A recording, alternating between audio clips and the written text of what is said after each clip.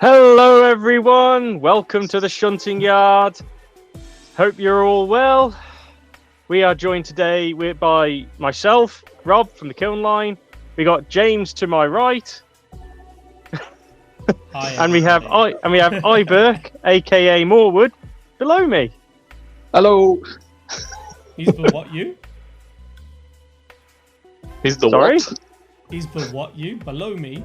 Below, down there. Before watershed, don't worry. How's it going, everybody? I'm not feeling great. I'm not gonna lie, but I'm here anyway to soldier through. Oh, sorry, man. That's a bummer. I'm good here. Just finished up a nice lengthy football match, and we're ready to hit the stream. Lovely. Good to hear. Fantastic. Who have we got in So- the chat then? So I'm the only one that's got the chat open, right? So I'll have a look. We'll see who we've got, and then Rob, I'll let you catch up again. Sorry to jump in. I have got my tablet down here so I can see the live chat. And I'm pre-warning you, if I mute randomly, it's because I'm about to cough my guts up. So I do apologize. I'm on a good day. I'm on a good day out of like the last 7. So we've got Phil here as always. Good morning, good afternoon, good evening, good night. We've got Lukash, Zach's here, Charlie's here as well. Hey Charlie, Oliver's here. He's already giving us what he's been doing this week. We've got Mark on the stream as well. Aaron's here, Max is here, Gubbin is here. Wow. Double M Dave is back. It's been a while, Dave. Hello, Dave. Hello, Dave. Pete's Looking good. Here as well. Andy's here as well. Welcome, everybody. Mike's Welcome.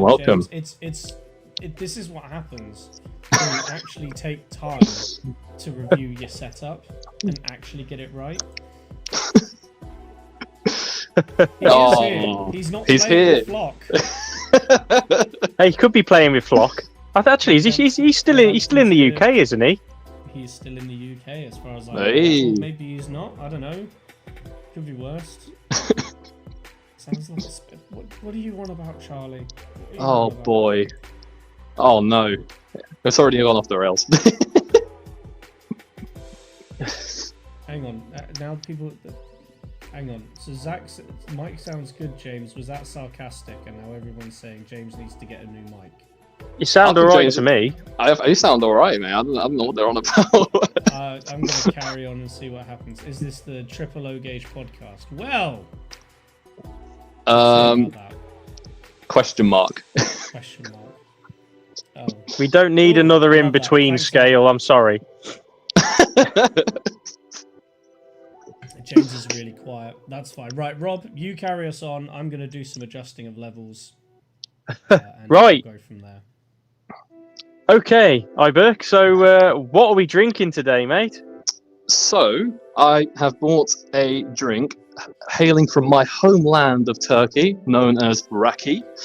And simply, it's a bit of a magical drink, really, because it's clear, and you mix it with water, and then some weird magic happens. Changes colour.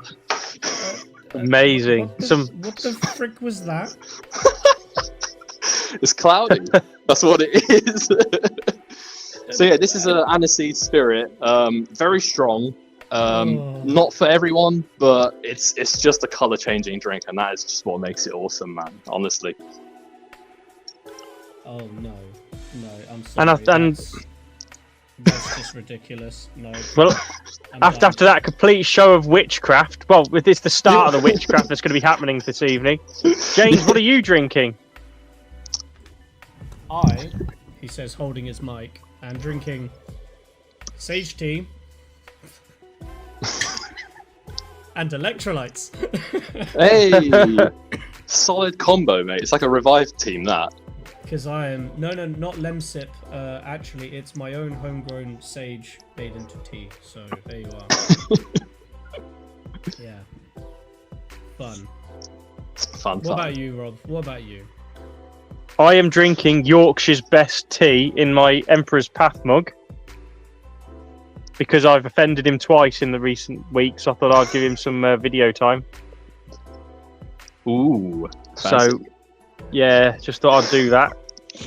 So, so we want to know what everybody's been working on this week. I know that I have done practically nothing. So, Do we? James, what have you been doing? Laying in bed coughing. Okay, so that's it's gone well this week. I mean, that is working. Ayberk, have you done any modelling? Yes. I mean, I believe, is it 5 weeks? No, about 5 weeks now to go to Slough MRX. So it's been full steam ahead for me, being my debut show, which I'm sure we can talk about later on. It's just adding last little tidbits on the layout, making sure all my sound installations are gold, basically, and that none of them sound iffy before the show. So, yeah, programming, bit of detailing, end step stuff, really. So, yeah, a lot going on still. That show is coming very quickly. Indeed. I have been putting in final plans for who we're taking to operate Halesfield. And I have managed to bag our very own Hooterton to come with me. Ooh. To come and help us operate Halesfield. What's So- you bribing with? I bribed him with not having to drive down there and a hotel room, basically. Oh, So- wow, okay. It's a win-win. That is So he's absolutely coming down with me on the Friday night, and then we're gonna, come and meet. Might even meet some of you on the Friday night when we get down there, but I don't know yet. Sweet. Fantastic. Well, so I know for a fact that we've got... So Oliver has converted 2 Hornby 101 tanks to 042s and painted them in pseudo Great Western livery. Oliver, you'll have to throw that in the Discord so we can have a look. I like the sound of that. But I like the sound of that too. And then Peachy has been working on his Pico Rail 200. If you haven't been watching the series, go and do so. Brilliant modelling as always by Peachy. It's very good. But yes, you are running out of time, mate. There's not long left now. Ori's done little bits to the layout, mostly track related, and tweaking the eccentric rod on a Duchess. Sound. Dave says there's no chance I'll get my Pico 200 done in time. Train guy procrastinated about rebuilding my layout. I know that feeling so well. Gubbin's been doing some digital modelling. On models ready for printing. No layout progress again. Fimbra's been battling. I'm looking forward to seeing those models from Gubbins. Phil's done nothing. It's been a slow week for progress then. Pain. It's been a slow week. It's been a busy ass work week, but it's been a slow modelling week. There you are. Oh, fantastic. So there we are then. Brilliant. It has been a harsh week for things outside of the hobby to happen, hasn't it? It's I think it's been across the board by the sounds of it. So yeah, hopefully we can go on to another week next week where we actually get something done. It'd be great. Hey. Hopefully. It would be nice to get something done by next week, but that depends on how I think this weekend goes for Repeater Rail-X. Depending on if they destroy my wallet again or not, we'll see. Oh boy. I still have a feeling they're going to surprise drop something. It's got to be something narrow gauge. No, sorry, Rail-X. It might be an extension to their narrow gauge range, mightn't it? Actually, I don't know. I'm still. They've announced enough. No, imagine if they throw it out there and do something Welsh, just a Welsh tank engine, just to kind of make them feel like they've actually appreciated. Well, that's true. That's true. Okay then, shall we move on to actually what is a very N Gauge heavy news? The news. The news. The news. Yes. Surprisingly, this week we actually have a quite N Gauge heavy set of news. It's like it's been perfectly timed or something, hasn't it? Right. I mean, it's partially. You were coming. Well, I was going to say it's partially to do with International N Gauge show just being last weekend. That's when everyone crowds their announcements. So yes, it's perfect timing more than anything. This is true. It's almost like we planned it. Indeed. So we'll start off with something not N Gauge first. Rob, what's this? Well, you say that, but it's 009, so it does run on N Gauge track. This is another kit by Tyneside Models. They basically make they've got a small shop where they sell bodies that fit on like the Percy chassis and things for 009. The 009, that particular chassis is in very short supply as it is, and now they're going to make it worse. Because that model is a lovely little locomotive. I'm not sure where they exist. I love the long front on it. It looks like a narrow gauge version of the T3. I mean, I was looking at that and I was thinking that's a bit long. Hold up. But then again, I'm no 009 expert, so. Max, you're gonna have to explain either in the chat or in the Discord or something about this locomotive so people can understand the story about it, and I'd love to know it as well.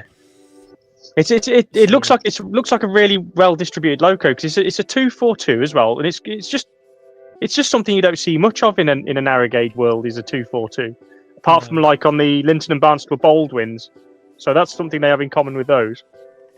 So the thing with this is, the price is $28.33 for the kit. So you get the pieces that you see up in the right hand side, but it's $33.33 from Miniature Models Hub or teamimmersion.com/shop. With the $33.33, you get the pony wheels as well. So you only have to supply the chassis. Which is really good. Which is going to be in high demand anyway. So, yeah, I think this looks fantastic, honestly. And if I ever jump into 009, I'll probably add this to my list of things because it looks fantastic. I'm not gonna lie, even if I'd started 009 tomorrow, I think this would tickle my fancy. To be fair, I always like something that looks quirky. You know what I mean? Yeah, it does look like one of those really. It looks like a longer version of the heavy duty Quarry Hunslets. Mm-hmm. This looks like a longer version, but it's nice. I think it's a quite fetching loco, to be fair. Yeah, agreed. Moving on. This is up your street, isn't it, Rob? This is totally up my street. I am excited for all of these. I've already told Gubbin Box that I am very excited for the one at the bottom. I can't remember what it is now. It's the Andrew Barclay, yeah, Andrew Barclay. That's the one. I was thinking Kerr Stewart, and I was like, no, that's not right. And I have since rethought about it, and I'm thinking, hang on, if I got the large England and I made a tender for it, I could have Prince running around here. It'd be great. I mean, it looks fantastic. I want the little dinosaur. That's all he sells those, I think, on his page. I only just noticed that. To be fair, I was like, "What is that next to that?" That's like because I'm looking at it on my phone, so it's like really tiny. It's like a couple millimeters big. I had to really like zoom in on that for a sec. I mean, I think these look fantastic. So you got the small and the large England. I believe the tenders are on the way. There's some tweaks that need to be made to them, and there are 3 different variations that are coming. Yes, he's making pretty much these fit on. I believe he's still playing around with the chassis. I believe he's still playing around with the chassis for these. I think that's just a standard 040 from Hornby chassis that's currently on that one. But on the Andrew Barclay, it was going to be fit on a Peckett chassis, the 060. Yep.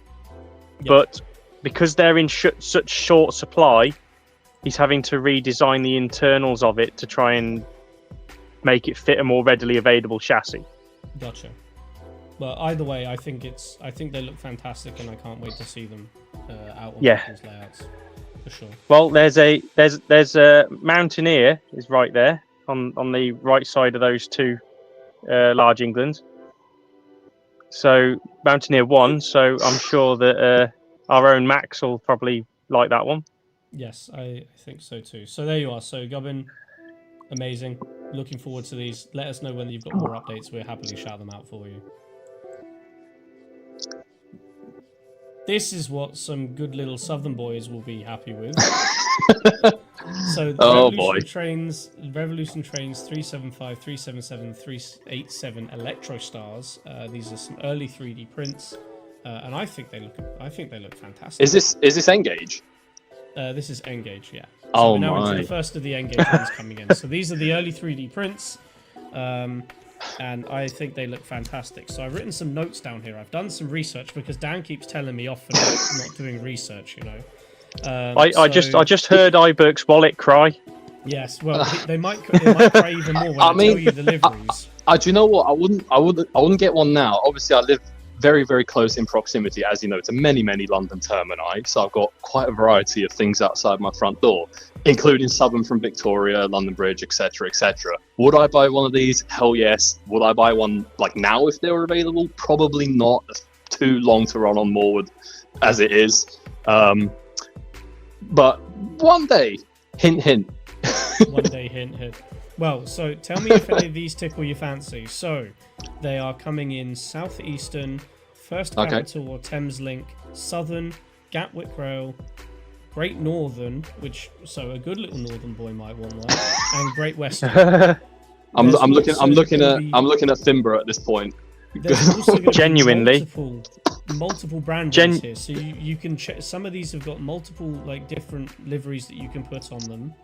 And lots of different route choices as well. So I think they've really outdone themselves with the options here. So you're looking at 284.95 DCC ready, 384.95 DCC sound fitted.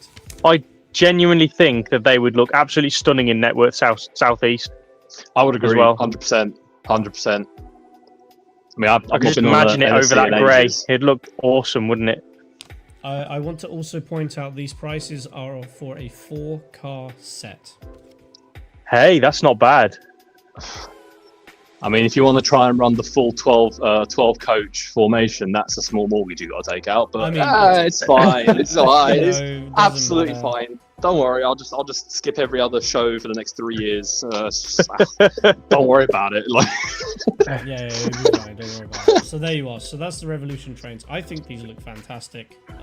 Not something I would be into. I have ridden on them. I mean, every time I fly into the UK via business, I'm going through Gatwick. So, as far as I'm concerned, like if the build quality of their Mark V sleepers and TPEs is anything to go by, this is going to be absolute gold standard. They are at the top of their game. I'm not going to lie, for a niche manufacturer. That's all I'm going to say. And I've got a couple Revolution things lately from the N Gauge show, my first ever Revolution purchases, and honestly, I can hold my hand to heart and say that is quality.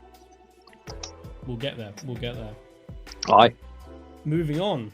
So we've got the Dapo N Gauge J72 decorated samples. So these were first announced in September of last year, and these are the first decorated samples I think that we've seen coming through. I think they look fantastic as well. I really like that LNER green. I think it's really vibrant. That one's my favourite one by far. Catches your eye. So you've got, hang on, wrong post-it note. So this has got a die-cast footplate, die-cast chassis, Next 18 socket, brass bearings, and for tiny N Gauge locomotive like this, which some 00 locomotives don't have, cordless motor and a flywheel as standard. Wait, so you said Next 18, which is already off the bat brilliant, but did your list include pre-fitted speaker? No, this doesn't have a pre-fitted speaker. I think. Well, obviously, until I open one of these up, I would look at it and think, yeah, you probably could conceal something in there, maybe a small cube speaker, but well, it says the Next 18 socket is in the cab and accessible via 4 screws. I was about to say, the cab's just like the cab would be the obvious place for a speaker, and then you just said that, and I was like, shit, where would you put a speaker? I mean, look, I think as far as I'm aware with these, you've got non-removable cab doors. I assume they're non-removable, in which case you would have to conceal it somewhere behind there and allow that window of sight to be, seen through and not block it. Is my best guess. I reckon it'll probably be the tanks. You want to self it? Do you know what? I had Finborough, bless him. He messaged me. He's like, I can't call you a wizard until you've self fitted one of these J72s. I was like, do you know what? Go on then.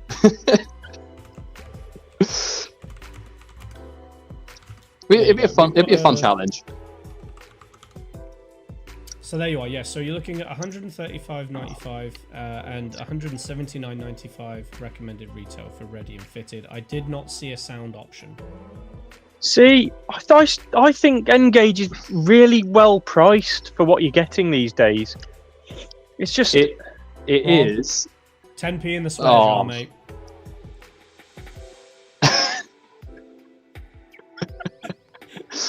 Wait, hang on. Moving on. Let's just get on. So the next I've thing just we've got changed my up- mind now. Now I've seen this. So I don't next want the other thing- one anymore. The next thing we've got are the Battle of Britain or West Country class decorated samples from Dapol. And I think they look great. I don't know if the lettering on the shading on the British Railways here is right. It looks maybe a bit too much, like too black outline, but I don't know. I'm hoping now that obviously Dapol in N Gauge have dropped this idea of using tender drive shaft.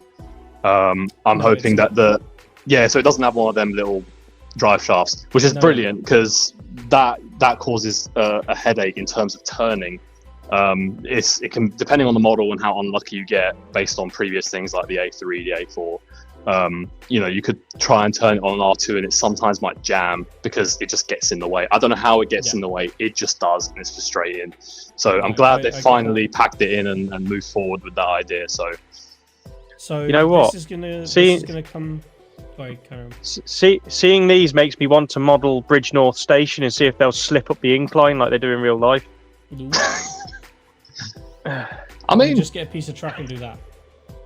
Yeah, they'll just do it. slip all the way back down. Do it. So these will be coming in 3 different liveries, but there will be duplications of numbers and names. So you get two sets of numbers or a slightly re-looked of the same number in each of those liveries. Heavy die-cast chassis, coreless motors, all-wheel pickup. So all the driving wheels, all the tender wheels have pickups. And a firebox glow as well, which I think is incredible for something this small. So I'm really looking forward to seeing what these are. These are like. They are really pushing N Gauge now, and I think they've seen TT and they've thought we really need to step up our game now. So you're looking at 215 DCC ready, 330 sound fitted. I think that's. I don't know if that's good or bad for N Gauge. I think it's on par from what I've seen already, but maybe a little bit too high. I think it's a little too high because, from my personal opinion, like when Farish dropped their 158s in sound, that was a 2-car unit and that was already pushing 290, 300. So the fact that this is technically like a single locomotive unit, it's already breaking the barriers. So you better pray the quality that comes out the other end is worth it. These models from Lionheart are £280. And and this is like 4 times the size of that. Yeah. So let's not get into that debate. The size economy debate. Oh god. Right. Compensating. More N Gauge from Dapol. The Gresley full brakes have been announced in 4 different liveries. You've got Crimson, Maroon, Teak, and BR Blue. No lighting or anything like that. I did check. You're just looking at a fully detailed chassis. Liveries. I think they look good, but we'll have to wait for engineering samples and things like that to be able I was going to say these have no windows anywhere, or do they have any window at all? Maybe they have their top light. Window bits. I was going to say if Dapol could have used their existing light bar technology. I don't see why not. It's simple tech. They could have put it in. They could have made it work. Yeah, I think maybe they could have made it work. Maybe they'll announce something when the engineering prototypes come out and say, okay, we managed to put the lighting in there, but it wasn't part of the original specs that I managed to read. So. And the only reason I say that is because obviously all the current Gresley range is all light bar fitted. So imagine you've got a full formation and then you just got one thing that doesn't have lights. Just seems a bit weird. I agree, no, you are right. But I think we'll play it by ear and we'll see what happens. You know, they might turn around and be like suddenly, because they've got lamps, drawn up here. Lamps? I don't know if you can. Yeah, there's lamps drawn up here, so I don't know if they're going to be part of the molding or whatever. because you can't see it on these, on this CAD drawing on the left hand side. So we'll see how it goes. Anyway, we're looking at $39.95 recommended retail price. Yep. So they've also announced another livery for the buffet cars. $39.95, and again, I didn't see if this was lit, but I do like how they look. I think they look fantastic. The bogies look incredibly detailed. What color is that? Is that like a turquoise, like dark turquoise or something? Or it's blue and it's blue and grey. Oh right, I was thinking like, is that blue and grey? Okay, that's really nice. Actually, I like that. There was a few of these that made it into BR service, and they ran in Mark 1 rakes, and I believe they were just like the buffets and brake coaches. They didn't actually have any standard like SKs or anything in blue grey, but I believe they had brakes and buffets still. So again, I didn't see on Dapol's own website any mention of lighting, so you're looking at $39.99 and $39.95 for these as well. There was only this livery. I think based on their current tooling, and given that price point, which is the exact same price a new current Gresley coach costs, I would be so shocked if they don't put lighting in. Very shocked. We'll see. Just copy the interior tooling. That's it. Moving on, Dapol Moguls decorated samples have arrived as well. I really like these. You've got 3 liveries that have popped up on our radar. You're looking at 190 DCC ready, 308.80 recommended retail for DCC sound. They'll have cordless motors, firebox glows, and they are next 18 ready. Which is good. If I may add though, real quick, if I'm not mistaken, obviously these are the RRPs, but I imagine when they go to retailers, there's going to be a chunk off that, like the usual rule. I don't know the percentage, but say if it's like 40 quid or whatever, then that's the usual price discount. It's like I think it's like 10 to 12%. I think is the rule of thumb. It's not bad. Still good. Which is pretty nifty, I would say. So I think these look great. I do love a mogul. But yeah, I think the DCC sound price here is a bit like, okay. Again, if you ask me, for the size it is, and given that it's, what is that, a 260, right? Yes. Yeah, it's basically the same size as a 2MT, like sort of in the wheel formation. Got a bigger tender though. Bigger tender, but my 2MT, like non-sound fitted, was £100. Yeah. So yeah, this is, even with the the retailer's discount, it's up there. It's quite high. Yeah. Comparing it to something that was just Hey, there we go. So the Ayberk, Parish... can I? Yes. You need one of these and make it Hogwarts Castle. I will be getting one of these, confirmed, 100%. Will I be repainting it though? Unless you could find someone, because I'm not a repaint expert. Anyone in the chat? We know a guy. We know a guy. Fair enough. We know a guy. Happy to consult. Hang on. Here we go. There you are. Yeah, so this is the news that Graham Farish on Friday last week, they had a tooling announcement, and they're going to be retooling the Great Western Hall and modified hall, including the Hawksworth 4,000 gallon tender to go complement the Collet 4,000 gallon tender that they had already tooled. So they call that a modified hall, I assume, right? One of them. I can't remember which one. All in all, though, I did see these on the weekend. Farish did bring them to their stand, and obviously without the colour, it's hard to give a full opinion on. But so far, I'm in love with them. That's all I'm going to say. Fantastic. It's fantastic. You're looking at $189.95 and $299.95. You've got die-cast running plate, next 18 pre-fitted speaker. Ooh. Already. Yep, that's. And I read from the from engagenews.com, so they did an article on this. They are supposedly saying that these tenders are interchangeable with the existing Graham Farish Castle tender. Ooh. So a bit of modification room there, which is Yeah, I mean, whether that means that the next 18 socket is in the tender or not, I don't know. And it's just a case of you're swapping decoders from locomotives and whatever. So actually, the tender has the DCC signal, the DCC allocation. But I mean, the fact that you can go and chop and change the tenders between your castles and your halls, I think is fantastic. I was mentioning this last week, that this is something that manufacturers maybe need to start syncing on. So, it's what the GWR did. Yes, Ori. There's traction tires on the rear wheels, the rear wheel set. That's usually standard for any sort of steamer. I think these are great. They're coming in 4 different liveries. It's 4, and one of them is them's BR black, if I'm not mistaken. Yes. There's BR. It's BR. I think it's all BR. What's it? Fountain? I think that's the one. Reserved. Yeah. Well, the modified halls will only be in BR because they were modified during BR service, weren't they? Yes, exactly. So I think these are going to look great. I do slightly envy anyone who is going to get these, because I would love, a retooled tender and multiple tenders. So good luck to anyone getting. But it's being made by Bachmann, James. They might upscale it. It's Graham Farish. Yeah, but it's owned by Bachmann. Yeah, they might do. That's usually the rule, isn't it?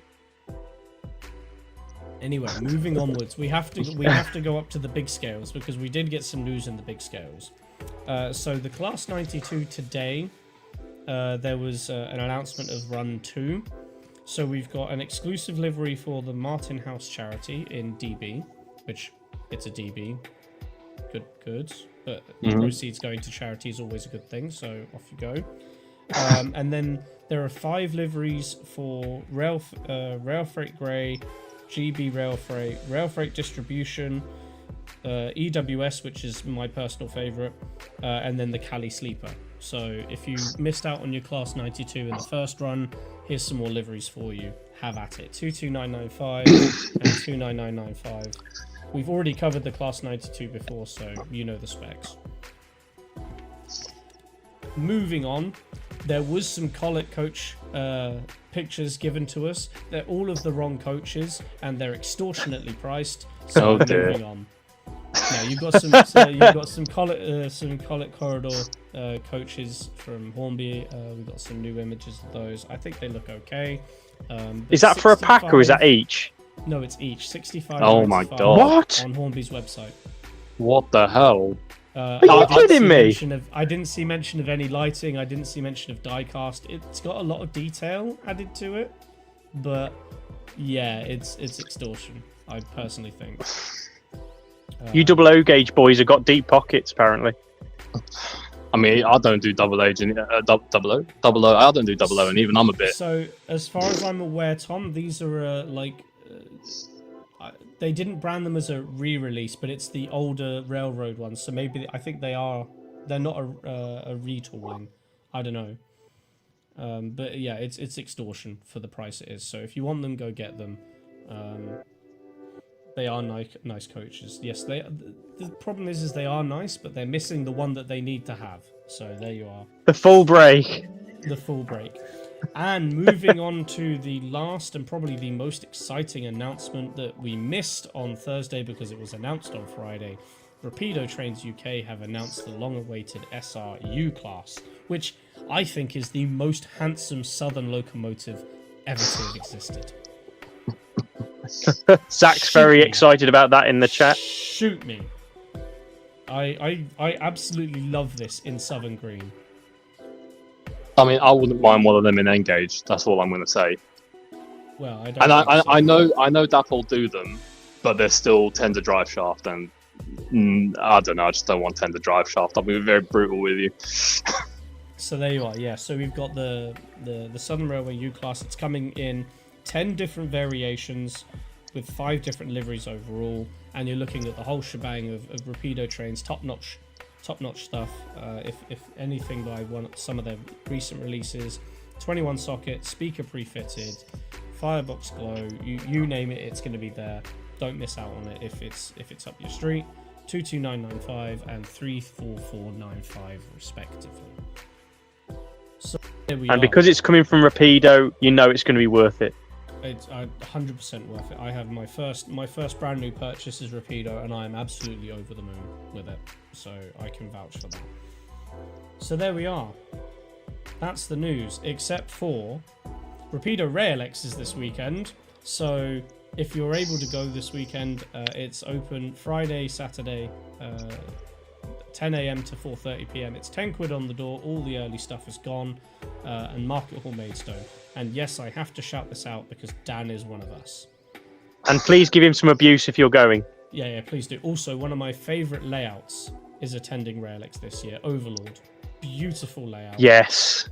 Absolutely beautiful layout. So I am slightly envious that I will not be there to see it in person. And Anyway. Buggles Kelly is also going, so please support him. Oh, Tim is going to be there as well, is he? Tim. Tim is going to be. And That's SBJ. why he's not And here. SBJ. That's why he's not here, you know, because he's Yep. like just He's- sat in the background, like worrying about how to get down south. Yeah, I was gonna say, where is this happening exactly? Oh, where is it? Maidstone. It's, Oh, okay. Market Hall in Maidstone. It's Fair further than Epping Ongar, mate, so you're not going to be going, are you? Ah.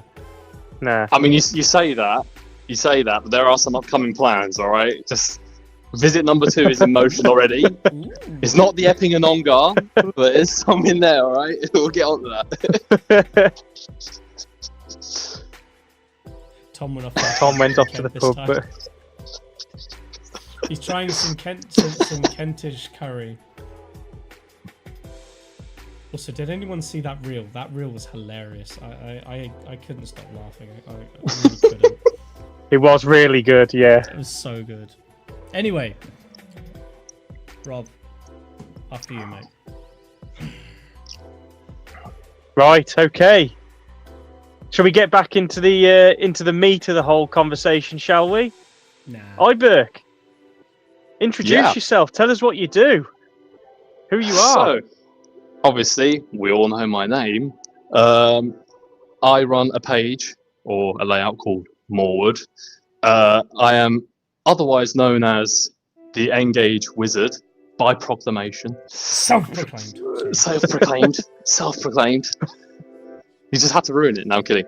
So, yeah, in a brief sort of a nutshell, N Gauge is the sort of center of what I do, and I started building Moorwood back in November 2019, just before the pandemic was announced. Of course, we had no idea what would befall us, but I spent the next 6 years nearly building Moorwood, and obviously it's a 4 foot by 2 and a bit, I believe, dining table sized layout, and obviously, as many of you know, I sort of dabble and specialize in DCC sound. So obviously, I don't know if you can see it here, but I got a little 68 in the DRS, the green and blue livery, just running in the background there with 2 nuclear flasks, 2 FNADs, just for show. But yeah, tech I is can the just about game. make it out. Tech is the I name, was gonna say, really. it's there somewhere. It's coming. It's coming now. And then we can... It's so small. I mean, It's alright. N-Gauge. It's N-Gauge, small what when were you're there. What were you expecting? I have to preface with I absolutely love your layout. It Thanks. really does show what you can get in such a small space, in such a small scale. That is the sort of premise of the layout. Was I built it to show people like you don't need room. A lot of people see layouts, big layouts, and they think I need space, I need a garage, I need a loft. Yeah. And I'm like, hang on a minute, all I got is a living room, and that's what I'm sitting in right now, and that's in the corner of my living room. So if I can do it in my living room, you can do it anywhere, my friend. There you Simple. are. You can Absolutely. do it anywhere. You can do it anywhere. See, whenever I think of whenever anyone mentions N Gauge, the first thing that pops into my head is something like Copenhagen Fields. Yeah. You know, that beautifully large N Gauge layout, and I think to myself, doesn't compute, you know. But this is perfect. I really like this. Oh, thank you very much. Thank you very much. Obviously, you know, it's not a grand layout. I'm going to be honest. You know, it's small, but it's there now to obviously prove what you really can do on a tiny board. It is a roundy by nature, full scenic roundy. And I've just basically gone along over time, and I've just packed tech anywhere that it fits. You know, if it sits. No, if I fits, I sits. That's the saying. Normally for cats. You're a cat now, are you? I'm a cat. I'm now the N Gauge wizarding cat. That's a thing. I'm pretty sure wizarding cats are a thing. They normally go around with witches, don't they? I think so. Probably. I need to catch up on my Harry Potter. All right, just. Right. Let's see your back catalogue then. Can you walk us through some of the highlights of your layout? You know, what you've got going on and things like that. So obviously, you know, these two pictures reminds me of that meme from The Office where it's like, HR wants you to find a difference between these two pictures. Problem, they're the same thing. Well, they are the same thing, obviously. They're the same angle of my layout, which is the same exact angle that you're pretty much viewing it from now, except it was just taken higher up. What can you see here? Obviously, one's dark and the other isn't.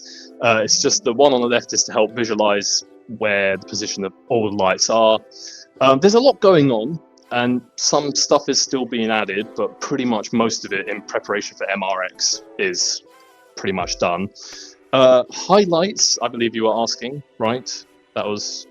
Yeah. What are the main what would you say are the main features? Well, there's obviously a lot of lighting, a lot of flashing lighting. There's a working windmill, which is speed controlled.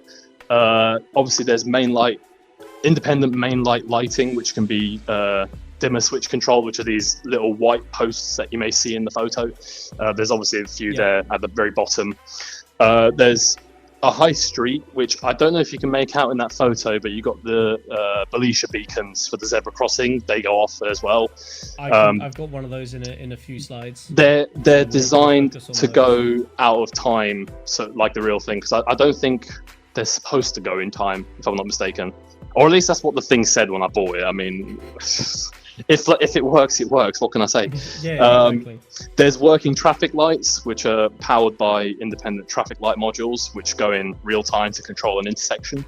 There's two sets of those. So there's an intersection post level crossing and one just at the end of the high street. Mm-hmm. There is a working Christmas tree. Don't ask why. Don't ask why. It's just there. There's also a little billboard, a cell communications tower, station waiting room with lights. Most importantly, controllable signals, which are controlled on the far side of the layout, which I would be sitting on at MRX. There is also, and one of the best features, a functional level crossing operated with servos. So yeah, there's everybody. No, it's only. I'm probably going to keep it down for most of it. I'm not going to bother anyone with constantly putting it up and down, because the trains are going to be going around. It's always going to be down. So, and it's only designed to go off for 7 seconds when you put the barriers down. So it's not too much. But yeah, there's a lot going on otherwise. Some of the main buildings are lit up. Fire station's lit up. The clinic is lit up. The factory is lit up. The McDonald's is lit up. So there's a lot going on in terms of lighting. As you can see, it feels like, you know, when I look at it, it's a Google what's it called, like satellite image. Like when you set it to like sort of like when you set it to nighttime and you can see like the lights from the air. Sort of reminds me of that. So yeah, a lot going on. Insane. A lot going on. Absolutely insane. And another big feature, and that's the last one I'm going to mention, is there are 3 emergency vehicles, all with flashing siren modules, and there's an AA breakdown van on the other side, which, yep, beautiful. You've already gone to. I think I jumped the gun. Sorry. No. I knew it was going to come up at some point, and I was going to use it as a cue. So this might be my favorite bit of the entire layout, is you've got the vehicles with lights. Like yep. Even in double O, you rarely see it. So I don't know if you can see that from there, but I've turned the police yeah. car one on. Hang Yeah, on. it's very faint, but No, there. there wow, you go. Yeah. So I think, if I'm not mistaken, there's quite a few. There's the ambulance. You can probably see that one as well. So yeah, you got a whole lot going on. And I've obviously independently control all of them, so they don't all have to be on at the same time. That's going to be a bit of an eyesore with just. I was going to say, and is that Looks all like- done by toggle switches or something? So like, 'cause it's- I wanted to talk to you about the panel, and I wanted to mention that later on. But briefly, The panel. is it just toggle switches or? So it's running on a centralized 3-volt DC bus. I mean, at least most of the streetlights and the emergency vehicles are.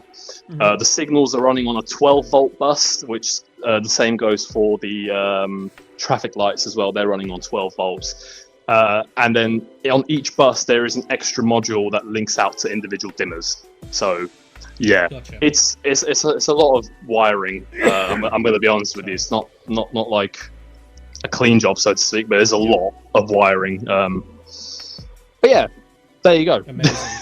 No, amazing. I think that's definitely my favorite bit of the layout. Rob, do you have anything that stands out for you on Moorwood?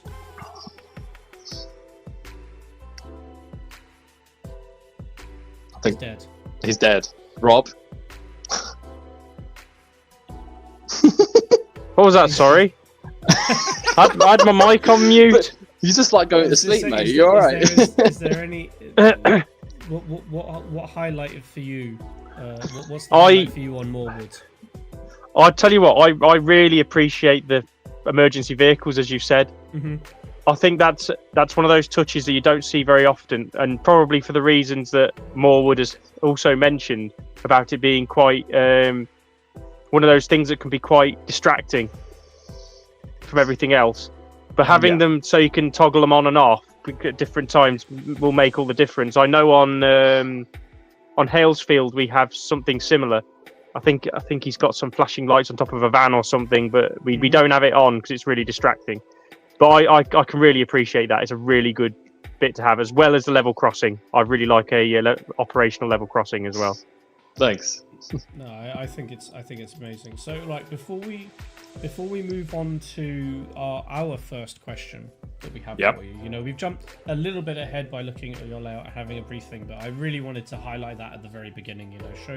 Show your layout and give you some appreciation for it, because it really is a lovely layout, mate. Thank you very much, guys. So Peachy asks, Ayberk, what's your opinion on the decline of N Gauge Steam and the growth of N Modern? I mean, look, I don't know whether that's just to do with a shifting age in the hobby. I understand there is still quite a lot of, older folk still in the hobby who will love and appreciate Steam more than youngsters like myself. I mean, I like anything. Moorwood is, as you've seen, I run many different liveries, so I'm pretty much a sucker for anything, Steam or not. But yeah, there is obviously this whole shift now recently in the last few years, especially since COVID, I think, dragged so many people into the hobby because they wanted, something to do when they were just locked in their homes. Do I oppose it? Not at all. I feel like, it's like the really modern locos are definitely underrepresented. It's good that we're having things like 68s and Mark 5s and whatever, like the really new stuff. That's cool. Electrostars too. I mean, Electrostars are I don't know when they were built in real life. Maybe early 2000s. Someone correct me. So. I'm just gandering a guess here. But yeah, I think I don't think it'll be forgotten about. Legacy is legacy. Even if youngsters take over the hobby, they're still gonna show an appreciation for it. I don't think it would ever die out. Steam is its own unique bubble. It can't be put next to Modern Image. That's what I see it as. If the news is anything to go by, yeah, it was pretty even. It was pretty, there was 50-50, wasn't it? Indeed, it was. You got the Electrostars, and you had the Hall, and there was a good even split. It wasn't like, oh, it's just all electric now, and we're not just going to make anything else. Yeah. There's always going to be reproduction of Steam because you want to improve older toolings, and B, there's always going to be someone somewhere that appreciates it. You can't just blitz it and get rid of it. 2003. Thanks, Zach, as always, for stepping in. So yeah, I just to push on this a little bit, since we are talking N Gauge, you know, as a topic. I think we touched on this a little while back when we were talking about you know, the future of the hobby and things like that, and TT and how it comes into it. I think when it comes to N Gauge, the older generation, I know a lot of people are saying that their eyes aren't as good anymore, their hands aren't as good anymore, you know, things like that. So the stuff that they're modeling, which is probably predominantly Steam or, you know, eras 6, 7, 8, yeah, it's not as appealing to them in N Gauge anymore. Whereas people that are coming into the hobby, they've got smaller spaces, like enough room in the corner of an office room, you know, to be able to do an actual roundy of a modern layout, which is exactly what you've got here. Oh yeah, 100%. So I think that's the thing. I hope it doesn't completely decline. I hope they still keep it up. But I can see why there's a shift. Yeah. I mean, there has to be anyway, because new trains get produced. You can't just keep making the same things and then forgetting about what's been in the current age. And if you want to attract people, the younger people, into the hobby, you want to be releasing models that they associate with taking them around places. They're like, oh, you know, I like this, I don't know, 700 or something. That's quite brand new, isn't it? If someone made one, I don't know. If they did, I would buy one if I was a youngster. That's why Kato were quite quick to bring out the Class 800, weren't they? Yep. And you had Revolution with the Pendolino, and you had Farish with the Voyager. They all came out not long after the actual trains were serviced, were out, you know, earning a living. It's about bringing all these kids in that have seen all these trains, and then they maybe branch out into the Steam things and think, oh, that's a nice engine, I'll have that. Yep, I agree. So there you are. I welcome it, but I think also they need to think about what's going on. Right, let's move on to the first question. So, Rob. Well, I think we already know what your driving force was.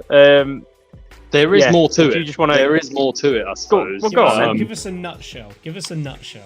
A nutshell. So back when I first started Model Railways back in, I don't know, I want to say 08 or 010. Before N Gauge, I was a 00 modeler. It didn't get far though, because obviously my family just didn't want me to go big on it in such a small house. And obviously I sold up shop back in 2015 when I went to university. And then I graduated in 2018, and come late 2019, I phoned up my dad one day and I said, Dad, I want to go back to small trains again. I knew N Gauge existed, but my dad was the one, bless him, was the one who suggested, have you thought about N Gauge? And I was like, damn, you got a point.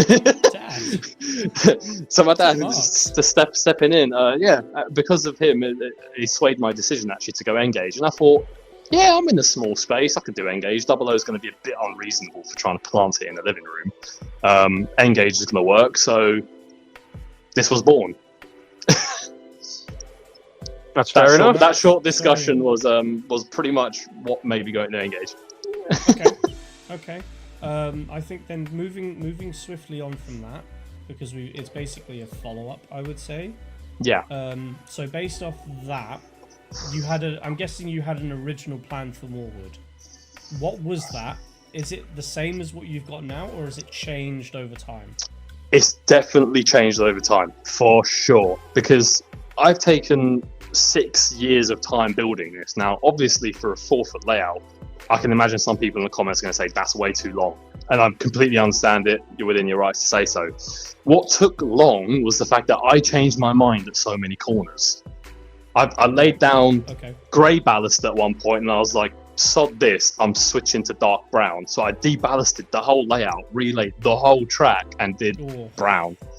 Which on a 4-foot size is not a lot. Imagine trying to ballast a 12-foot, you're in trouble. Reballast, should I say. So there's been a lot of changes. The houses used to be made out of plastic, then I switced all of them to Metcalf kits. So basically the whole layout got renewed. And most of this happened early 2024. So about 4 or 5 years into the layout's lifespan. All in all though, yeah, a lot has been done since, and that's just when I went completely exponential on the tech, because I was like, well, I've got a small layout. How can I make this pop? And I thought, I know, lights. Yeah. Just crowd it on. That's when Hagrid visited him. Yeah, Rob Ears Hagrid visited me and said, "Yeah, you need some lights, man." He's got you there. No, I like it. I think change is good, and I don't think 6 years is a long time. I mean, come on. Now, 6 years obviously, 6 years with is that fine. being said, I would like to make an additional point here. Call it an announcement, if you will. Oh no. No, it's good. It's good. Don't worry. Rob knows what this is. He's already probably smiling in the back of his head. Obviously, this will go to MRX, as you all know. But I am pretty much going to start a Mark II layout as soon as the show's over. There we go. Boom! I can feel it coming on, man. Like Feel it it's coming like on. It's almost like we haven't sent questions beforehand. it's not even. Sorry, I'm jumping the gun. I do apologise. No, it's no. just, You carry on, mate. You carry on. Yeah. So what would I do differently for Mark II? Mark II is in the works. I'm drawing up plans. I'm going back and forth between the N Gauge group that I've got going, and obviously asking them questions, because what's happened with this is obviously there's a lot of tech on it. For me, I see it more now as a training layout than my final project. And we always want to go bigger, don't we? That's just a fact of model railways. We always want more. It never ends. A model railway never finishes. It never finishes. With that being said, obviously this will go to MRX, and it will. I don't know if it's going to be the only show. It just depends on how quickly I move into Mark II. I will still have it around, but elements of it will be deconstructed and moved to Moorwood Mark II. Things like the level crossing, traffic lights, some of the lighting. I can't move all of it, but because a lot of the street lighting is basically super glued down. If I try to tear that off, it's toast. Game over. Yeah, and street lights are not the most expensive thing. You can get like a pack of 10 for £5. It's really not much. So yeah, Moorwood Mark II is going to be about 6.5 foot long. So it's a longer board. Oh wow, okay. So I know it's like not a big jump, but I've only got so much space in my living room. I can't go crazy. I've got 7 foot of space of where this dining table that I currently work on. But obviously I can't do 7 foot because I'll obscure the TV. So in a sort of summary, it's going to be 6.5 foot long. It will be 2 scenic breaks with a fiddle yard at the back. Okay. So as not to be a full scenic roundy. That way it just, cuts off the scenery and then just doesn't feel like trains are tail chasing. What would I do differently? Obviously, there's going to be more loops. So rather than 2 main lines, there will be 3. There will be 1 long island platform. That's for sure. Okay, so there's going to be an island, okay. There's going to be an island platform. I think I've measured it out, and it's going to be a whopping 90 centimeters long, which is basically the length of the whole Mark V plus 68 formation. Okay. So it's not like the grandest platform, but for an island, it's pretty decent. Thanks, Lukash. Have a good evening, mate. No, good evening. That looked really good. So what's the? Do you want to say anything about the theme? Are you going for like a more rural? Are you gonna pick a main station and have it? Because you've done a town scene here. It's like a small town. Do you want to challenge yourself to do something else, step out of your comfort zone, or do you want to do a mixture? I was thinking, obviously having some residential buildings, but I'm pretty much going to go more track heavy and more space for the trains. Obviously, Finborough has been recommending that I do 2-tiered layout, one with the main line and another with a depot at the back, which is something I'm considering. Obviously, you could do a little preserved railway at the back that just goes from end to end. Yeah, so the idea was to probably put a sort of narrow depot that runs from end to end. Obviously, the tracks would go off into nothing, but it would increase the playability, which is a good idea. Doing a little shuttle, Exactly my little thought. shunting puzzle in a depot. Or it could be a place to put your trains so that people can see them when they're not running. Just to display them, exactly. So rather than having them all fantastic idea. Parked up in your fiddle yard, you can have them up there, and when no one's looking, just move it. Just move it off. Didn't say anything. in terms of theme, obviously, I've never really based Moorwood off anywhere. I'll be real with you. It's an all liveries come together in one place. As you guys see my video, I've got Midlands, ScotRail. They wouldn't be run in the same place, obviously. It's just I follow rule one. I do what I love. So, is what it is. But yeah, I would like to go for like that sort of toasted Scottish ballast style. Even though it won't be based in Scotland, it's just I love the colour of it. So there you go. Amazing, absolutely amazing. Okay, quickly before we move on, let's grab 1 or 2 questions from the audience. So Oliver, if you're an N Gauge wizard, do you have an N Gauge flying car? I assume you're talking about the Weasley's car from Harry Potter. You have, that's right. That has to be included in the next layout. A cameo of a flying Ford Anglia. The thing is, if anyone wants to send me a link to one that exists, then hands down, I would even buy it just for a laugh for the exhibition. But I haven't seen one. I've obviously been recommended to get a haul, which is obviously probably not going to happen after MRX anyway. So I'm just going to wait for Farish to drop theirs. But I would love an N Gauge flying car. Why not? Yeah, okay. Wouldn't it make more sense for him to get a model of his own car and then put a miniature version of him inside it? What's this question here we got? No. This is Max right. being Max. This is Max being Max. Is it just a fan for a narrow gauge? I mean, as always, N-scale narrow gauge would be hilarious. I'm pretty sure. Would N-scale narrow gauge run on Z-scale track? Yes, it would. Yes. Yeah. Okay, I just want to double check that before I start like spitting the wrong facts. It would be a nightmare to kit build though, because you'd need very good tweezers.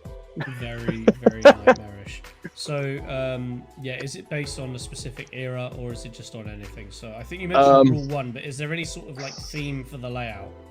So, obviously, aside from being a simplistic town theme, the aim of Moorwood was more to demonstrate what can be done in a small space, not based on any location. Hence why you see trains of different liveries just running around. Yep. I would say, if you wanted to put an era on it, it would be sort of 90s, early noughties style, I suppose, leading up to the 10s. But again, I wouldn't class this as era specific, like hardcore 1 year, something like that. Gotcha. And then another one from Tom. Are the ambulances a reflection of your job? Well, I have ambulances where I work. I do work in a hospital, obviously, but no, I'm not a paramedic. I work in the lab, if that helps. So not a reflection. It's not an exact reflection. No, partial maybe, full no. I'm loving these questions. These are good ones, actually. No. This is why we love the chat. This is why we love them. So we've got. There's one more here we've got. So what do you think N Gauge does differently to other scales? So this is a bit more of a broader topic, maybe one that we can discuss. But we'll get your opinion first, mate. Well, I mean, that's obviously, aside from the obvious of you don't need much room, we are pretty much what you would consider the best functionality, not overall, but for the space economy it is. So N Gauge models are obviously like one of the smaller scales, but you can do a lot with it. There's crazy lighting outputs, interior lights, sound, and that, obviously. This is exactly why I wanted to highlight it, you know, like even in 00, like some of the lighting you have is insane. I love these speed humps that you've got. Are they 3D printed? They are from scale model scenery, if I'm not mistaken. Obviously they just come in that color, but I thought, you know what, I've seen black speed humps everywhere. You get those little plasticky ones that are crappy to ride over. There you are. But yeah, it's definitely the sort of immense detail now we're getting in N Gauge is absolutely unreal. One example I'd love to give of that, and I'm sure Finborough would agree with this, is the Class 68. That model, which is running around now, has got a crazy amount of detail on it for its size. Insane. I'm in love with it. It's definitely one of my favourites. Top 3 for sure. Yeah, Just gonna put it there. I think for me, what N Gauge does differently is we mentioned it briefly before, is they're starting to do a lot more modern stuff, and it's starting to cater for the new generation. And I think it's a lot. I think it's very important for keeping the next generation in the hobby. It's keeping them entertained with what you've got. It's small. It's good for younger children's hands. Maybe too detailed in some stages.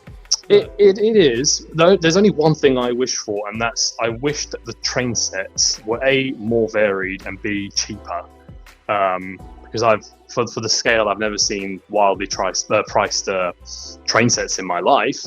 It's just not an economic approach into the hobby. I just feel like buying tracks separately, controller separately, and a train separately is cheaper. Or you can if you're lucky. I personally think that I mean I agree. I think the starter sets that are out now maybe are a little bit overpriced, or they're not. I think they maybe there need to be some new ones coming out. I just think there needs to be more. That's I think there's only like 2 or 3. They're a little bit older as well. Like they're not relatively new. Like they are. I can't remember the last time they even released one. That's how far behind it is in my memory. Well, they also lack a starter set, so to speak. I remember back when I did N Gauge, they had a little green tank engine with 3 wagons, and it was a really cheap entry into N Gauge, whereas now you have to put down £200 off the get-go. It is much. Yeah. I went down the separate approach of just buying a Pico track starter set and cheap second-hand loco and a controller. How I'm going to start my 009. But yeah, anyway. So jumping on the back of that, Max says, "What would you want to see in an N Gauge train set?" So let's go for modern and let's go for not modern and modern. So if you were going to pick something not modern, I mean, do you mean like what loco I want to see, or what sort of a formation? Coaches, what formation, whatever. What would you like to see in the train set? I mean, I'm just gonna obviously I'm gonna say A4. I know it's a staple example, but that is something that's just Steam gold. Okay. I know. You're just gonna be like, oh, for God's sake, what's this guy talking about? Definitely an A4, or just any sort of small steamer, even a 2MT. I would love to see in a starter set. 2MT would be great. 2MT is good. It can turn first radius like easily. So if you provide a first radius loop, great. You've got a steamer that can turn it, and that's brilliant. So definitely a nice, maybe like a 2MT set, maybe with just some, I don't know, whatever coaches are relevant. Maybe some Mark 1s, some Crimson and Reds would go down well with it. Maybe 2 coaches, just a simple formation. Would love that. It could be DC ready. It doesn't have to be DCC. I know there are DCC sets available that Farish do. Like you got the castle, I believe. I might be wrong. Yeah, when I did N Gauge, that was a set that I really wanted, because I hadn't even started in DCC, and I was like, if I could afford that, I would make the switch, but I never did. It still exists. I'm pretty sure they're still producing those. You can find them in shops everywhere. It's not going anywhere. Don't worry. I believe they've got another set of Sulzer and like 3 male coaches, and then they've got the Moving Mountains, which is the Class 60 with those little hoppers. Yeah, and you've also got another one where they've got a schools class and a couple of coaches as well. Yeah, I can't remember what that one's called. I think, if I'm not mistaken, though, the Moving Mountains with the Class 60 has the newer tooling. I could be wrong. Yeah, but so you can sound convert it if you really want it. I was literally going to say this. Honestly, if they did a 158. Yep. As a starter set, not even a digital set, as a starter set, I would buy one. 100%. They used to do a Class 50 set, a Class 150 set. They used to do one. Set. Yeah. So that'd be an amazing set. The 158 would be my pick. I mean, with the new tool 158, God, that's going to be an expensive set. So I would say if it was, I would say with they could probably do it as like if it was a starter set, it would be the old tool stuff. Whether or not they've got that tooling still, whether or not they'd still be viable for them to do it, is another story. Of course. But without it being retooled, I would have said a 158 would have been the shot for me. For sure. Yeah. No. Great question, Max. Great question. Next one. So I'm going to jump forward to, because we got, not much time left. Yeah. We're pushing for time. So we did have another topic we wanted to cover today. Rob, where did this question come from, mate? I just want to know what came through your mind to go, you know what? I'm going to pull this N Gauge Loco apart and I'm going to fit a bigger speaker in it just because I can.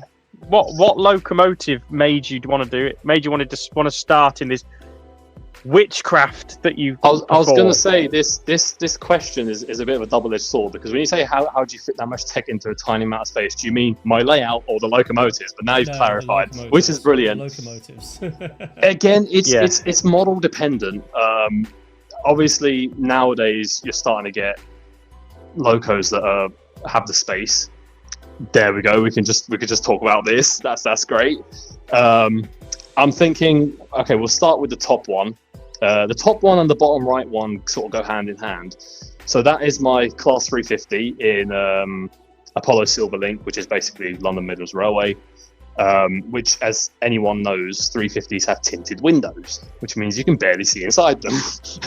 So the premise of this installation really was, I thought, do you know what? Sod the seats. We don't even need them. Let me just fit as large of a speaker as I possibly can. I was going to say, isn't there supposed to be people in this? Well, I personally don't bother with people. No, I know. The only reason I say that is if I want to sell off a model and there's got like glue stains in the seats, people are going to look at it and think, they don't want it, sort of thing. Fair enough. So I think for me, there's sort of multiple avenues of how I fit stuff. The first is obviously choose your decoder. The second is how big of a speaker can we cram, and 3, can I stay alive it? Which these are all very good examples of. So in a nutshell, for the 350, what I did was I basically tore the seats out entirely, and I've said to myself, right, we're fitting an ESU in this, which can support up to 3 watt audio, and I slapped in 2 1.5 watt speakers in parallel, is it? I can't remember which way around it is. The one that adds the wattages and halves the impedance. I always mix them up. And that obviously, I need the diagrams in front of me, but obviously, I do know what I'm doing otherwise. It's just a simple case of wiring them in. It's parallel, actually. Sorry. Yeah. Pretty sure it's parallel.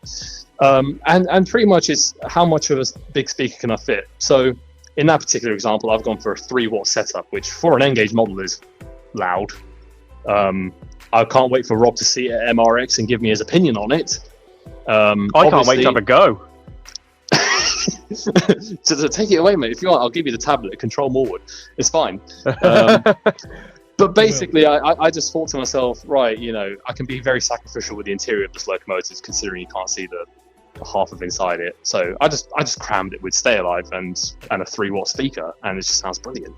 I mean, it works. Complicated as heck, but no, I think it's fantastic.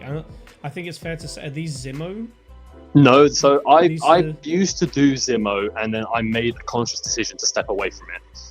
So they are all ESUs, yes. Okay. ESUs, and if I'm not mistaken, they're all Next 18s. Yeah. They're Next 18s, which have been wired into a 6-pin, using a harness that converts it. Not that they need it so much, because the lighting outputs are not that complicated. You just got front lights and back lights, and that's it. But it's more the fact that ESU doesn't produce a direct 6-pin plug-in option for a sound decoder, so you need to use a harness. You got no other choice. Okay. Good thing is it's flexible, so you can fit it in. Fantastic. No, I mean, you've managed to pack a lot into here. So, thinking about the installs and things like that. So, I'm guessing this was relatively easy to do, other than hacking away seats and things like that. Definitely, yes. Obviously, the decoder section, especially for that 350 and even the 150, which is on that left picture, it is quite crammed in. So I'm using ESU's smallest available decoder, which is the Nano. I can't remember the footprint size of it, but it's astronomically tiny for what it is. It's pretty teeny, but Zimmo does make decoders that are slightly more teeny. which is one of them. I think is the MS500. That's quite small, and still a sound decoder, but obviously, tight space, and it just works. If you want to ask me anything specific about it, I can guide you on it, I suppose. I mean, we can do that, but what I wanted to move on was what would you say is the easiest install that you've done? Like you could sit there and do it blindfold over and over again if the company hired you. That's going to be this one right here, my friend. Is it So this no, this is a class 59. one? Not that Class one. 59, okay. That one we'll get onto in a sec, but that's the class 153. That You got far ahead. I've So gone this too is a far ahead. 59. This is what Dapol calls their second generation diesels, which simply feature next 18 plug-in decoder, a hole for the speaker, and 2 solder points. Which obviously, yes, you do need to solder, and I know some people are petrified of it. But they've got plenty of room there. There's not much around it that can go wrong. That's an easy install. Stick the speaker in. Doesn't matter which way the wires go. Stick a sound file in, and bosh, you're ready to go. Okay. Okay. Yeah, so that would be the easiest one I've done. And what about the hardest? Ooh. And is it one of the things I have a picture of? No. Okay. No. Probably not. The hardest that I've had to do, and the only reason I say it's the hardest because it cost me the most in errors. Okay. Is my That A4. counts? Is my A4. The only reason I say that is because I burned the tender chassis about twice. Ooh. Because the pickups are so close to the bottom of the tender, it just even with the soldering iron I burned through, you have to be very quick and very small bursts. How many decoders have I blown? Technically, none. There was one time I blew up a function decoder, but that was because the decoder itself was just faulty, and they just gave me a new one. But it wasn't a sound decoder; it was just a function decoder. Like it was only for my 156. Specified decoders. I think I might have blown up accidentally 1 or 2 that's in my M7, but they're not sound decoders; they're just normal ones. And an M7 is hella tiny. Doesn't feel we've have time to do mine again. Mate, I've already done your one once. I'm doing it again. It's not being done again, mate. He practiced on his own before he did yours. One and done, mate. One and done. I've actually got his blue SNG is behind me in the cabinet. He's already given it to me to sound fit. I just got to find the time to do it. Okay. But yeah, my A4 is probably the hardest because obviously that is a full hardwire install. I've done both the Zimmo and an ESU variant of it. So Fimbra has the he's got the Zimmo variant. I've got the ESU, and the next one he wants ESU. So I'm gonna do that for him. Definitely hard though, for sure. Okay, and then what about this one? Describe this. So this is a 153. As you may know, the only reason I've gone for a 2.1 watt speaker setup there is this particular model has details on the windows. Like they've actually painted the windows, which means you can conceal those speakers very simply. On the other ones, though, they don't have that, so you have to be pretty tedious about how much of it you want to conceal. It's a simple case of grind away the seats, put wires that bridge the decoder to the other side, and fit a light bar in one. And there's still room for the Stay Alive, which I haven't bothered putting in yet because it actually runs really well without one. That's to summarize that one for you. One of my favorite models, actually. Absolutely love the 153. It looks quite neat. The plug is the only thing that probably sticks out when it's. It does. Yeah, only a smidge, but it's like, can you avoid it? No. Yeah, I get that. Some things just are sacrificial. You have to do it. It's got to be done. No, I like that. And then so another picture we've got here, which I think this is a 2MT, is it? This is the 2MT tender, and this is probably the most tight install I've ever done. This is freaking brilliant. I'm not gonna lie. This is this is visual ASMR, like right here. For those that don't know, I like to put a crap ton of Stay Alive in my locos because the thing a wise man once taught me is weight does not scale. So an N Gauge loco does not weigh half of its 00 counterpart. It just doesn't. In fact, it's less than that.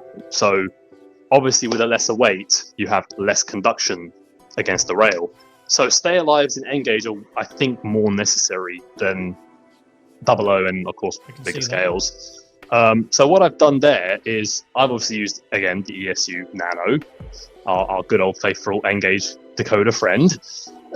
I've taken out the factory 0.5 watt speaker, which if anyone has either a sound fitted 5MT or a 2MT, or even the Farish 158, it's got a 0.5 watt speaker in it, which just sounds shoddingly terrible. And I'm sure Fimbra would 100% tell you that in the comments, and I know he's discussed this in the previous stream, that I led him astray upgrading his 158 with a 1 watt speaker.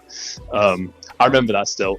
So I've basically taken that out, stuck a 1 watt speaker in, and I've packed in a Stacko 4 Stay Alive system under the plug socket.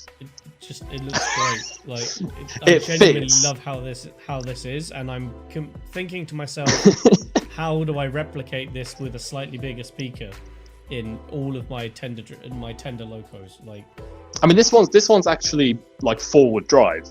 It's just that the decoder is in the back, yeah. which is fine. That's the most logical place you're going to put it anyway. Is there? No, I think I think this is so compact and it's great. So, do you think? I don't know how Richard at Roads and Rails has his speaker upgrades, but do you think there's another speaker that could fit in here, or do you think this is the largest you could get in here?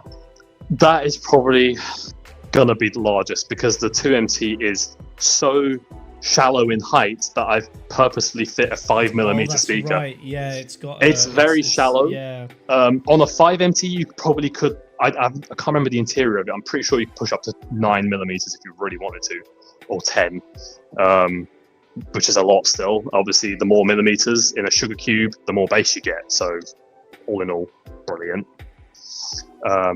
Yeah. No, I like it's, that. It's whatever absolutely fits. Beautiful install, mate. Beautiful. Thanks install. so much, man. Thank you. I'm really intrigued by the sound installs, and one thing I wanted to do but I didn't have enough time to do before the stream is I wanted to pick up some of the tutorials that you have in your Instagram. Yeah, I put those you have out. some like multiple image and with written text and instructions and things like that, which I think are phenomenal. You definitely need to do more of those, and maybe even consider recording. Recording like some of these installs, putting them up on YouTube, get the word out there, mate. Honestly, because they're absolutely insane, and what you're doing is brilliant. Yeah, I mean, I Ayberk. try not to gatekeep where possible. So, you know, yes. How would you like to fit a Stay Alive for your channel and content in that? What decoder are you I'll using? bring it Question up. one. It's a Next 18. Like what brand though? Like just ESU, Zimmo? What have you gone for? I don't know. It's factory. That one. Well, I need to know because I think Zimmo's default Next 18 has no solder pads for a direct fit Stay Alive. I will have a look. But take a tell you look. what, I'll bring it down to Slough in its Yep. box, and then if you want to give it a go, I'll leave it with you. Yeah, I'm happy to. I can take a look. Obviously, it requires measuring and stuff. It's a Zimmo. There you go. If it's the one I think it is, you're not in for much There's luck. Zimmo. I'm going to be honest with you. There is Okay. a way around it. There is a way around it, and this little Class 8 that I have here is a beautiful example of that. This one obviously has, well, it used to have a small Next 18 in it, which did not have any solder ports for a Stay Alive. So what did I do? I fitted a Next 18 adapter that opens up multiple ports, has ground, positive, aux 1, 2, 3, etc., etc. I managed to fit the Stay Alive to that, and now she works. So I don't know if you're gonna have enough room in that one though. What scale is it? That's NG7, right? Yeah. I mean, yeah, I was gonna say It's like sound fitted. It's a sound fitted model, but I don't see why not. But I'd have to probably, depending on the decoder. Tons of, I'm not sure if I'm a factory decoder. Ooh. we'll have a look. We'll have a chat before Slough. Yeah, all right. Let's not do the research now.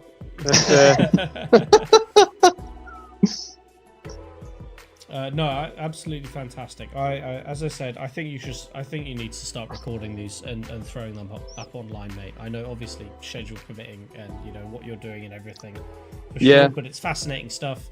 And I like reading the slides, and I'd love to watch you do it. Thank you very much. Yeah, and I appreciate it. And it does.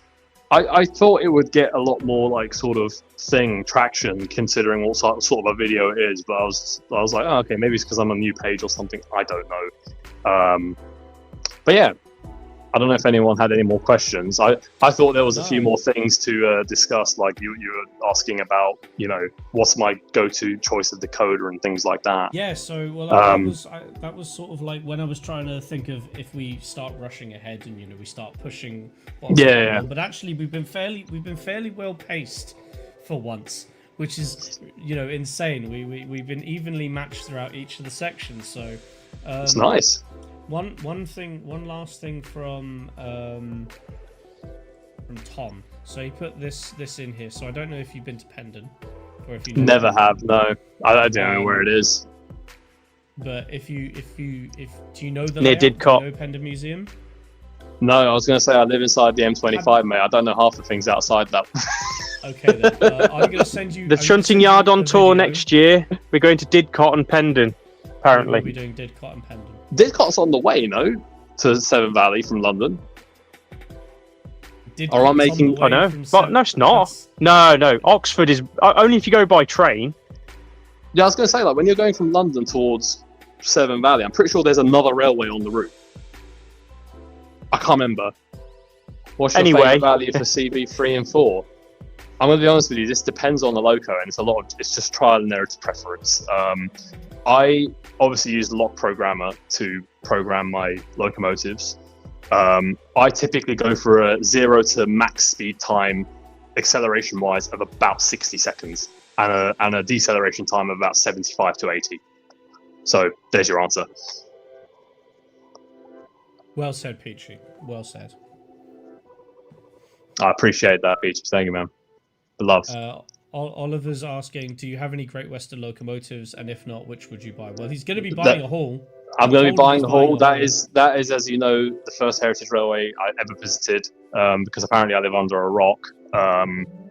It's true.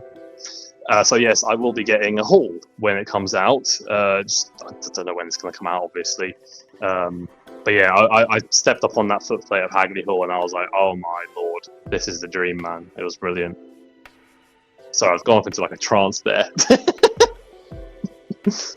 No, I think that was. But yeah, so I was kind of on the right track. I was just like, I swear it was on the way. Like we must have driven past it with Tom. Not to be confused with Epcot. No, I'm pretty sure that I did see signs. Oh, I can't remember. It was a while back now. There was a thing. Okay, so before we wrap up, the last thing I wanted to know. So, one thing we didn't mention, and I thought I wanted to say at the beginning, but we digressed very, very quickly. So there was an N Gauge show in the last weekend, was there not? Can you give us a bit of a debrief as to how it was, and what was there, what wasn't there, and just your general thoughts on it? Because I know you've been attending a few shows in recent history. Was this your first time there? Third time there. In the last 4 years, I did skip a year. I just can't remember which one. So I went there on Saturday, just gone past. It was a full weekender, and obviously that's the first time I've met Finborough. Shout out Finborough, idol of mine, always will be. A lot of sort of he's honestly, like, before I started Instagram, his videos always used to pop up on my layout. So, I was inspired, and I thought, I'm going to start on Instagram, I'm going to message him, and I want to get to know him. And honestly, he's just one of the most sound people I've ever met in the hobby. So if you're listening to this, mate, big love for you. Thanks for all the help and everything you've done. So, but yeah, it was there. That's the first time I met him, obviously. There were several others as well. I think a few of them are on the stream. Redhampton is there. Obviously, I can't see the comments, so I haven't got a clue. There was also Austin Valley. There was also Moorside Valley. There was also the N Gauge Shed. I was thinking, how many? It's so hard to remember it off the top of your head, isn't it? Yeah, there's a few others as well, honestly. Oh, and Coventry Railworks. So yeah, we all just met up. That was the sort of social gathering that we had that I posted on my page. And honestly, I'm chuffed that so many people came to that. It was like 8-9 of us, sort of near enough. So yeah, in summary, good show. Obviously, our wallets were hella dry by the end of it. I was going to say, yeah. Sure. I walked out with the 68, which at £95 was the best steal of my life. Considering that the retailers are still pricing them at 130, so the fact that Dapple were doing them brand new off their stand for less than 100, Oh, wow, okay. I jumped on that stand. I belly flopped on it like a seal. I swear to God. That's probably why they gave it you so cheap, so you get the hell off their stand. Yeah, go away. I was just like, and just like jumped on the bloody stand. If we give you this loco, will you fuck off? We just go away, they were already selling locos there that were on the warranty stand that were like broken and repaired. I basically probably just made it worse by jumping on there, to be honest. Nah, I'm kidding. All in all, though, yeah, brilliant. It was a good show. There was, good layout variations, some good traders. In my personal opinion, out of the last four years I've gone through it, it's probably, and obviously I don't mean to exaggerate this, it's probably the most underwhelming it's been. And there are multiple reasons to it. I won't go into it too much. Definitely for me, the use of space, the space economy just wasn't that great. The layouts were fine. Obviously, this year there was no huge layouts. I don't know why. Just they had many small layouts. But when I say small, like just things that are like lesser than 8 foot, 9 foot, or whatever. I don't know. It's just. Traders were fine otherwise. It's just the use of space was ineffective. Like they put a seating area slap bang in the middle, and I thought, could add another 5 layouts there. Like, come on, you've already got a seating area at the back. Let's make some better use of space. Other than that, though, for the social aspect of it, bloody brilliant. So big shout out to the N Gauge lads who showed up. That's all I can say, really. Would I go again? Obviously, it's the best show, so... I'm probably just waffling on. I do apologise. I'm like... Ooh, here's a question. Would you want to try and enter Moorwood Mark 1 or Mark 2 into next year's show? Can I be honest with you? Moorwood Mark 1, I really did want to take to Tings, to the International N Gauge show. But, obviously, I met Matt's Maritime Rail before that. And then he's like, "You're now debuting your layout at Slough," and I was like, "Oh, for fuck's sake!" No, I'm kidding. I love you, Matt. So I can't take it anywhere else. Obviously, I did have a couple other sort of shows that were like, "Oh, can we have your layout?" And it's just like, "No, can't do it." We've promised debut of Moorwood at Slough MRX, so that's all you're going to get to see of it, I'm afraid. There was a reel in there, Ayberk. There's a reel in there for that show. Oh, would you like to debut at our show? Nah, shk. Yeah.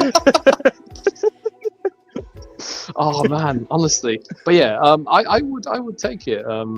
If I could take Mark 1 to the show, sure. I don't think Mark 2 would be ready by November next year. Sorry, September next year. No way. I'm too slow. Maybe less for good, but missing a... Yeah, agreed, 100%. No, I get the vibe. Aye. Fantastic. Well, I've definitely learnt a lot. I've learnt a lot more from having a conversation with you, from just looking at your Instagram and things like that. It's been an absolute experience. So thank you very much for joining us. No, it's all right. So if you want to continue the conversation with Ayberk, head over to the Discord. The links are in the description. I've also put a link to his Instagram as well in the description as well. So if you don't already follow him, go and do so. Seriously, go and do it. Even if it's just to sit back and relax and enjoy it, because it's lovely content, mate. I was gonna say, I mean, I can't see it from here, but was there any sort of like final cues in the comments that anyone had or anything? I'm just the one from Tom was the last one that I've got coming up. So I'm flattered. There's some pretty good questions there, guys. Appreciate that. Some really good questions tonight, guys. So thank you very much for dropping those in the chat. Also, did anyone comment on what I was wearing, by the way? I don't know if anyone recognised. I am so upset. I am upset with all of you because of that. Look at this, man. Come on. I like trains. If anyone's seen ASDF, you'd know. But on a monthly basis, when I need to laugh my head off. It's brilliant stuff, man. It's good old school As content. I need That's to. all I'm gonna say.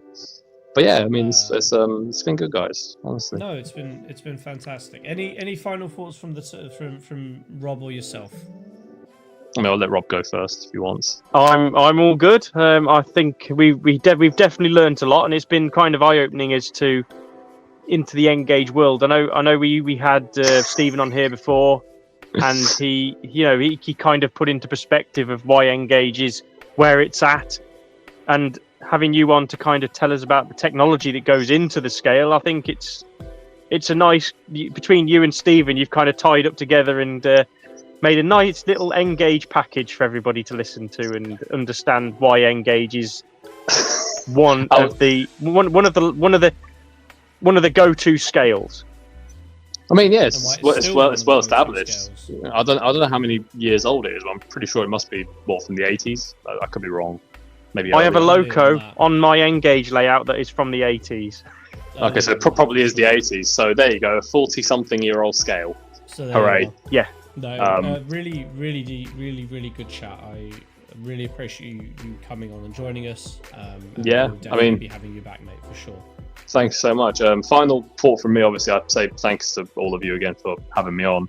And also in my last sort of almost year that I've been on the social media community, obviously I was quite anxious of coming onto it at first because I thought, well, Moorwood's not going to stand a chance against the big boys. But somehow I sort of took off a lot faster than I thought I would, which surprised me because I thought, who's going to enjoy watching the 4-foot layout? So I want to thank everyone, all the supporters and everything out there who, some of them send me personal messages saying like, we love your layout and stuff. So I appreciate all of those. Yeah. And also a lot, especially more of the N Gauge people in this case. Big thanks to them if you're listening. If I've messaged you and asked you a question, you've helped shape what Moorwood is in the last year I've been on. So big thanks. That's all I can say. No, I some great advice to the community, and what you do is fantastic, mate. Keep it up, honestly. Thank you. I for one can't wait to meet you in person. I hope it's sooner rather than later. I hope we don't have to wait for Chatham or a trip to Didcot or something like that. I hope we can do that a little bit earlier. So we'll see what we can do. Yeah, I look forward to it, honestly. Don't know when that's going to be, but just jump and go. Just come over here, mate. It usually gets planned like 3 weeks beforehand, I swear. Which is if meeting Rob was anything to go by, I guarantee you're going to be a laugh, mate. That's all I can say. Meeting Rob was fun as well. And I thought, wow, I feel so like welcomed into the community, and Rob did an excellent job of that on his Shunting Yard on tour. So. I hope you're all going to join the next one, guys. I want to see more of you there, all right? It's just putting it out there. I tried to get Dan, but he was like, nah, I can't be asked. Dan, I'm looking at you. You see this? The wizard's watching you, mate, yeah? I got my wand ready, all right? You see this? You see this? It's a paintbrush. God damn it. And on that bombshell. When I saw it on the reel, I was like... He's just turned a paintbrush around, hasn't he? Mate, I had to dress up for that, I literally put a 3-piece on. I was going to say, you sharp, mate. He just missed the hat. He just missed the hat. I know. I did want to wear my flat cap, but then I thought, nah, it looked really weird because I got like a huge No, you're supposed to be a wizard, not a peaky blinder. No, you'd be surprised. Some of the auras in Harry Potter do wear like those sorts of hats. No, so. We're tumbling out. That's it. Okay. No. And on that bombshell, Ayberk, where can people find you if they want to see your content? So obviously it's at Moorwood, spelled as in at Moorwood N Gauge, all in one word on Instagram. So it's MOORWOOD N Gauge, all in one word. I also do now have recently opened a Facebook page just for transference sake, but I'm not really on there much. So if you search Moorwood N Gauge, some people may not be on Insta. If they're on Facebook, you can just follow me there, and all my reels will auto post. So you can message me on there too if you want. But Instagram is my main hub. One day I thought of YouTube. Not sure about it yet. Maybe need to get a better camera. Baby steps. Baby steps. Can't be recording with my phone out. No, that's what I do. I don't know. I mean, maybe. I think I might need to get like one of those Pro phones, like a Pro Max or whatever the hell you call it. Not my 15 plus. I don't think it's gonna go down well. Baby steps. But yeah, so that's where you can find me. If anyone has any N Gauge questions, or even just sound installation questions in general, just shoot them my way. I can advise you. Programming, I'm dabbling in a bit at the moment. So yeah. Good. Okay. Awesome. Yeah. James, where can they find you? Rob, you can find me at the Little Western on all of my socials, and also on YouTube as well. So if you want to, go and check those out. Quickly before Rob, I ask you where people can find you. I just want to shout out and say, I believe we are 3 subscribers away from 300 here on the Shunting Yard. So massive thanks to everybody for popping that out. We're going to be pushing that forward as much as possible. We're aiming for 500. If we could do 400 by the end of the year, I'll be happy. So I was going to say, that goes. not this may or may not be relevant, but this is your quarter centenary episode. This is our 25th. This is our 25th. Fun fact: episode. I am born on the 25th, so that's just So weird coincidence. We're doing well. We're doing very well. We've got some things going on in the background, and we'll be shedding some more light in that moving forward. But really appreciate everybody joining us week in, week out. Absolutely fantastic. And on that note, Rob, where can people find you, mate? You can find me on YouTube, Instagram, and Facebook as the Kiln Line. And from that, what? Am I sure? You didn't sound sure. I can see some question Yes, I am marks very floating sure in, you could. I'm not with it. I'm already in bed in my mind. We are not here next week. We are having a week break to. Hang on, you're forgetting a very, very important occasion next week. Uh-oh. Am I? It's Rail 200 next week. Bruh. The official 200th anniversary is next week. Okay, we might be here next week, and we might have a break the week after. See, I am a mess. We had this conversation 4 hours ago. That is diabolical behaviour, mate. And we're here next week. It'll be the week after that we're not here because we need some time to kind of. There you are. Reassess what we're doing and how we're going to push this project forward. So we're going to have a week to do that. But next week, Rail 200. Right here on YouTube, live on the Shunting Yard. Maybe. And on that note, thank you for watching. You've been watching me, Rob, James, and Ayberk. We are the Shunting Yard. Thank you for tuning in, and we will see you next time. It's been a pleasure. Get on the Discord, like and subscribe. See everybody later. Have a great evening. Take care. Take care. Bye. Bye. I had to steal that.